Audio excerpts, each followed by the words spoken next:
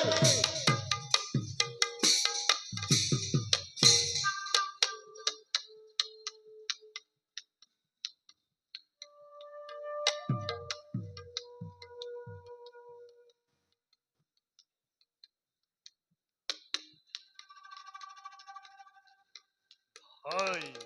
প্ৰমত্তখেন দাদা শ্ৰী উগ্ৰখেনৰ দুবাহুৰ শক্তিতেই অৱন্তী ৰাজ্য আজি হৈছে নিষ্কন্ত।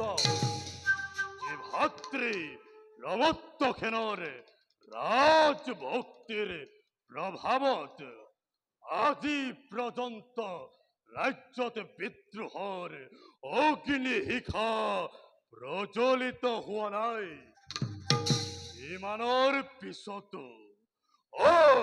ইমানৰ পিছতো এইখন ৰাজ্যৰ ৰজা হ'ব লাগিছিল কোন, আৰু ৰজা হৈ আছে কোন?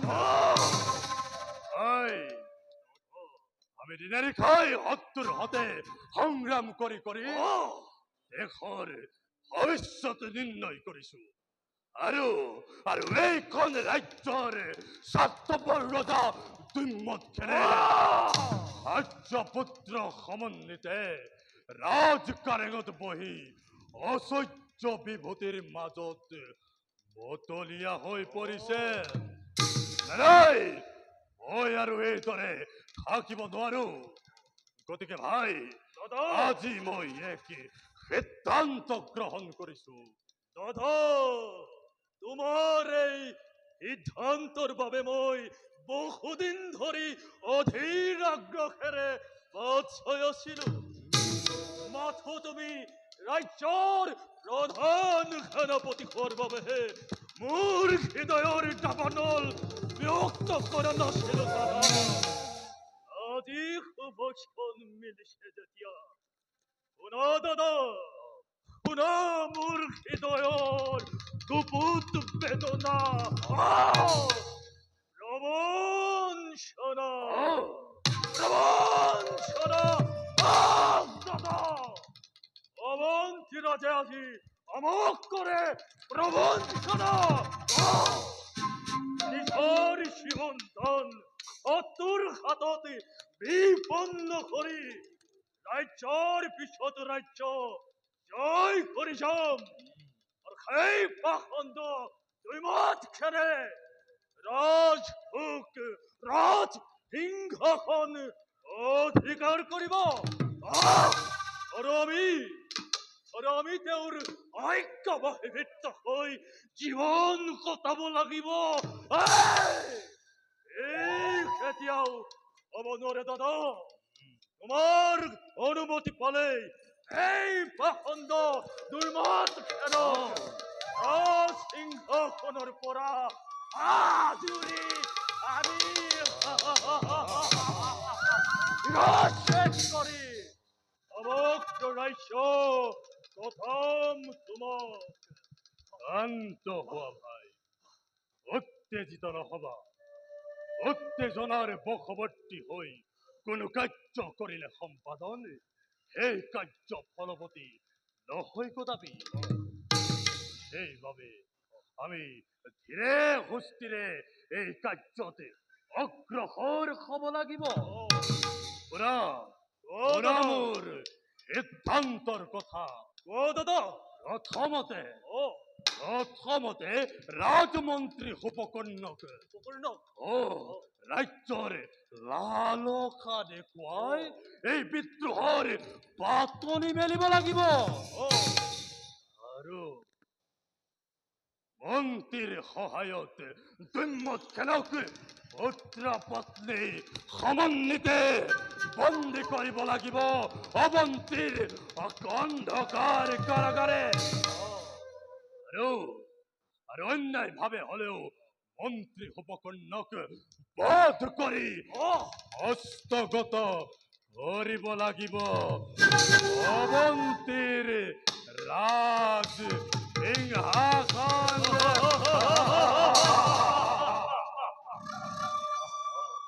গতিকে যোৱা ভাই, বিলম্ব নকৰি মাতি আনা মন্ত্ৰী ডাঙৰীয়াকে এই গুপ্ত স্থানলৈ হলদাৰা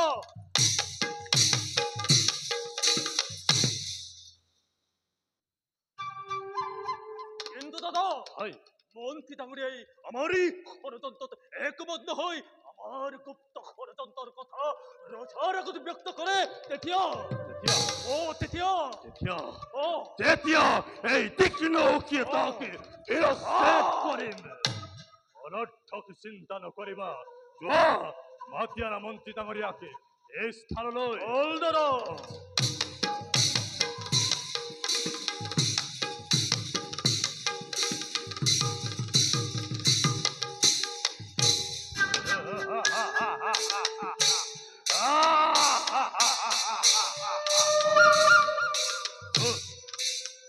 উন্মত্তেন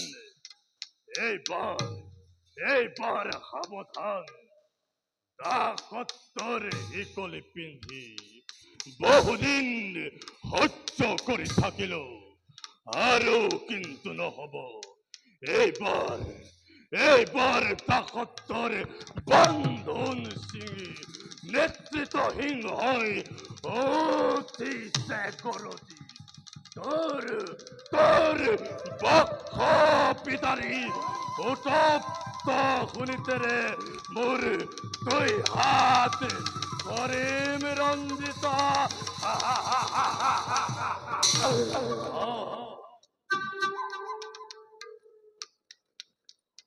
সেনাপতি সেনাপতি উগ্ৰসেন ও মন্ত্ৰী ডাঙৰিয়া আহক মন্ত্ৰী ডাঙৰিয়া আপনাৰ বাবে এই স্থানত মই অধীৰ আগ্ৰহেৰে অপেক্ষা কৰি আছিলো সেনাপতি উগ্ৰসেন মন্ত্ৰী ডাঙৰিয়া কিবা হেতু মতালাব ও ৰাজ্যত কি এনে ঘটিল অথন্তৰ অকস্মাত মন্ত্ৰীৰ হল প্ৰয়োজন প্ৰয়োজন আছে মন্ত্ৰী ডাঙৰিয়া প্ৰয়োজন আছে প্ৰয়োজন থকাৰ বাবেইতো আপোনাক এই গুপ্ত স্থানলৈ আমন্ত্ৰণ কৰি আনিছো শুনক মন্ত্ৰী ডাঙৰীয়া আমি এই ৰাজ্যৰ ৰজাৰ বিৰুদ্ধে বিদ্ৰোহ কৰিব খুজিছো বিদ্ৰোহ কৰিব খুজিছা অ মন্ত্ৰী ডাঙৰীয়া বিদ্ৰোহ কৰিব খুজিছো আজি বহুদিনৰ পৰা মোৰ অন্তৰত উমি চলি থকা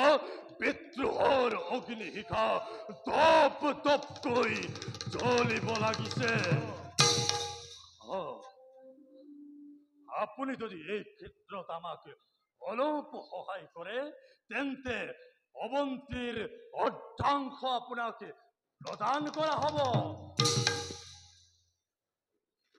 অৱন্তীৰ অৰ্ধাংশ প্ৰদান কৰিবা মোক অ মন্ত্ৰী ডাঙৰীয়া মই একো বুজিব পৰা নাই বাৰু কোৱাচোন সেনাপতি মন্ত্ৰী ডাঙৰীয়া মই এই অৱন্তী ৰাজ্যৰ কেনেকৈ অৰ্ধাংশৰ গৰাকী হ'ব পাৰে তুমি প্ৰকৃততে কি ক'ব খুজিছা ভালদৰে ব্যক্ত কৰা মন্ত্ৰী ডাঙৰীয়া আমি অৱন্তী ৰাজ্যৰ বিৰুদ্ধে বিদ্ৰোহ কৰিব খুজিছো বিদ্ৰোহ কৰিব খুজিছা বিদ্ৰোহ কৰিব খুজিছো আমাৰ সকলো আছে শক্তি আছে সামৰ্থ্য আছে আৰু কুট কৌশল ৰচনা কৰিব পাৰে মগজু আছে মন্ত্ৰী ডাঙৰীয়া কিন্তু আজি আমাৰ সকলো থাকিও একো নাই আৰু সেইবাবে ৰাজ্যত বিদ্ৰোহৰ ঘোষণা কৰি ৰজাক ক্ষমতাচ্যুত কৰি ৰাজসিংহাসন হস্তগত কৰিম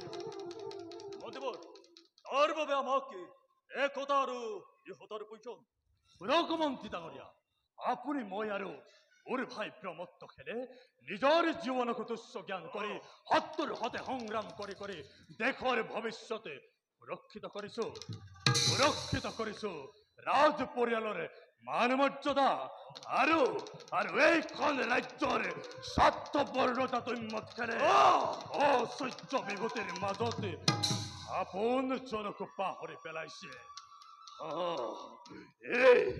এই অন্যায়ৰ প্ৰতিশোধ ল'বৰ বাবে তৈমত খেলক পুত্ৰ পত্নী সমন্বিতে চিৰবন্দী কৰিব খুজিছো বল বন্দিত্বই কিয় প্ৰয়োজন সাপেক্ষে মই সিহঁতক মৃত্যুদণ্ডৰে কৰিম দণ্ডিত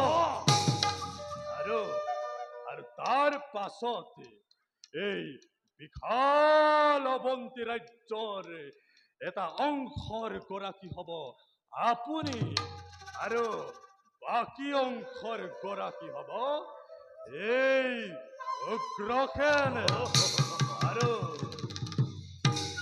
মোৰ ভাই প্ৰমত্তসেন হ'ব দুয়োখন ৰাজ্যৰ প্ৰধান সেনাপতি। মন্ত্ৰী ডাঙৰীয়া, এই ক্ষেত্ৰত আপোনাৰ মতামত ব্যক্ত কৰক। মতামতৰ কোনো আৱশ্যক নাই। মতামতৰ কোনো আৱশ্যক নাই।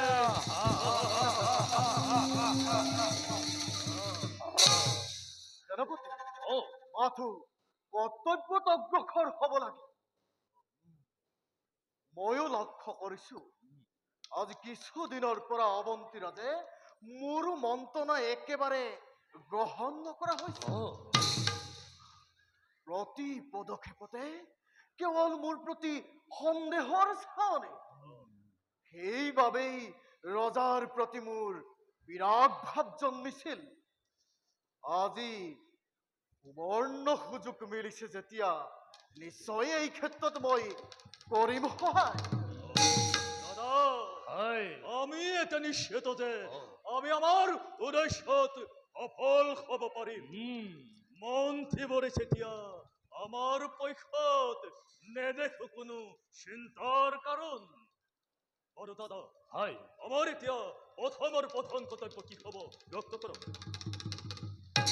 মন্ত্ৰী ডাঙৰীয়া আৰু ভাই প্ৰমত্ত দাদা, আমাৰ এতিয়া প্ৰথম আৰু প্ৰধান কৰ্তব্য হ'ব ৰজাক বন্দী কৰা। ৰজাক বন্দী কৰাটো জানো সম্ভৱ? অসম্ভৱকো সম্ভৱ কৰিব লাগিব মন্ত্ৰী ডাঙৰীয়া। মই আজি ৰাতিয়েই গুপ্তভাৱে ৰজাৰ শয়ন কক্ষত প্ৰৱেশ কৰি দুম্মতখেনকে বন্দী কৰিম। ভাই প্ৰমত্তখেন, দাদা, তুমি দ্বাৰক্ষী হৈ সতৰ্ক দৃষ্টি ৰাখিবা। চাবা যাতে এই কথাৰ কোনেও সম্ভেদ নাপায়।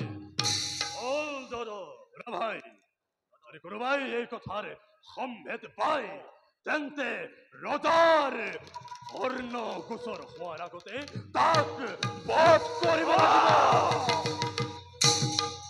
মন্ত্ৰী ডাঙৰীয়া, ভাই প্ৰমত্তসেনৰ সৈতে লগ হৈ ৰাণী আৰু সত্যবানক বন্দী কৰাৰ দায়িত্ব কিন্তু আপোনাৰ। যাওক মন্ত্ৰী ডাঙৰীয়া, নিজ কৰ্তব্যতে সগৈ অগ্ৰসৰ।